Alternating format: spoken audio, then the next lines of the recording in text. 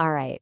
Welcome to The Explainer. Today, we are diving deep into some really heavy but super important topics: prejudice and discrimination. We're going to unpack the psychology behind why we judge people, how those judgments can spiral into really harmful actions, and most importantly, what we can actually do to break that cycle.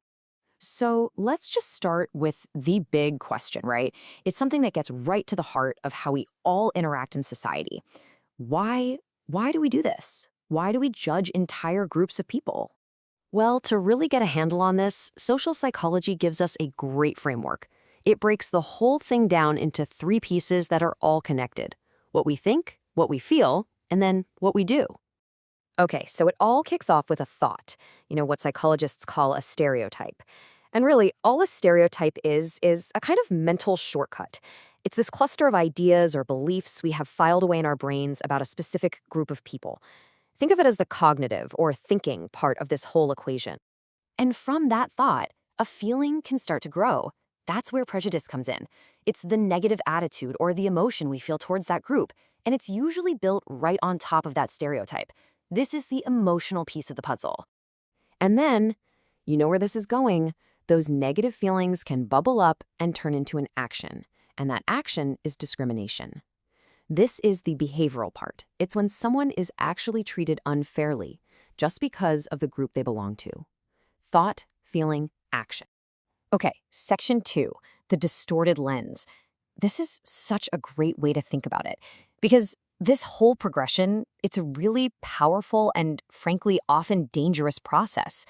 It's almost like we're putting on a pair of glasses that distorts everything we see. So here's that path laid out, step by step. First, you have the stereotype. That's the distorted lens we're looking through. Then, you get the prejudice. That's the bad feeling that comes from that twisted view.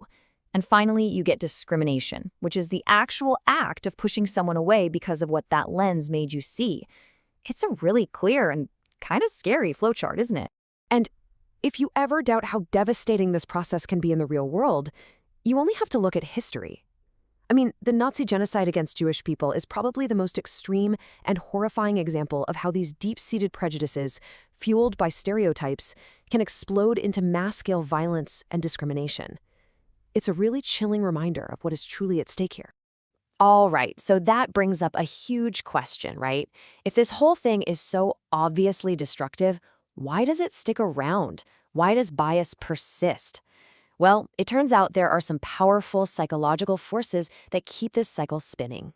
So let's look at what keeps prejudice going. There are a few key things. We've got learning, picking it up from our families, the media, our culture. Then there's in-group bias, that us versus them mentality. We also have scapegoating, which we'll get into, the belief that there's a kernel of truth to stereotypes. And finally, something called a self-fulfilling prophecy. These are basically the engines that keep the whole system running. Let's zoom in on one of these, scapegoating, because it is so powerful. This is what happens when a majority group, the one with the power, is facing problems, maybe economic or social problems, and instead of dealing with them, they just blame a minority group for everything. An entire group of people becomes the target for all that frustration. And you can really see the dynamic here, right? It's all about a power imbalance. On one side, you have the majority group. They hold the power. They assign the blame. And it's a pretty convenient way to distract from their own issues. On the other side, you have the minority group, which is often just too weak to fight back, and they end up receiving all that blame and becoming the target for everyone's anger. Okay, now this next one is just a truly tragic cycle. It's called the self-fulfilling prophecy.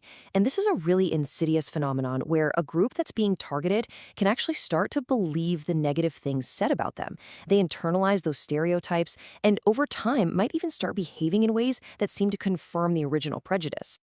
And here's how that vicious loop works. It's a 3-step process, really. Step 1, a negative expectation is set for a group. Step 2, that group gets treated differently based on that bad expectation.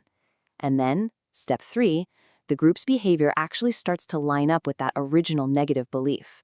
And the worst part? It makes the people with the prejudice think, see, I was right all along. It's so destructive. So, okay, we get the problem, we see how it works and why it persists. But that's just the first step. The real question is, how do we fix it? How do we actually break this cycle? And the good news is we're not just left guessing. There are clear, evidence-based strategies for actually reducing prejudice and building real understanding. It really is all about building bridges instead of walls. So what does the research say works? Well, it pretty much boils down to three main things. First step is education, getting the right information out there to bust those false stereotypes. Second, encouraging real, meaningful contact between different groups. And third, and this is a big one, consciously shifting our focus to see the individual person, not just the group they belong to. Now, that point about intergroup contact is really important, but there's a catch. You can't just throw different groups in a room and hope for the best. It doesn't work that way.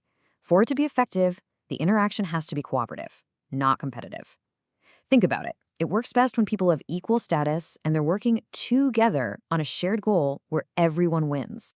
And this brings us to what might be the most powerful tool we all have. And it's something we can all do. We have to make a conscious choice to focus on the person, not the label. The moment we start evaluating people based on who they are as individuals, their merits, their character, their achievements, that's the moment that group-based prejudice starts to lose its grip. So that really leaves us with one last thought to chew on. If stereotypes really are like a distorted lens that we look at the world through, well, the good news is we all have the power to choose a different lens. We can choose one that's clearer, one that's more accurate, and one that's a lot more compassionate. So I guess the only question left is, which lens are you going to look through today?